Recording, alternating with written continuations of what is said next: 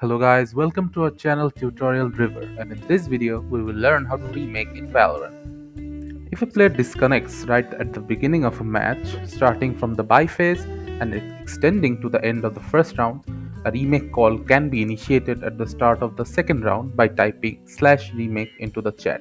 However, the limitation restricts remakes to only to be initiated during the second round of a match. It is worth noting that for the remake vote to pass, every connected player on the team must reach a consensus through a voting system. Now, in order to remake, you have to press enter, then type /remake, and if everyone on your team agrees, you can remake the game.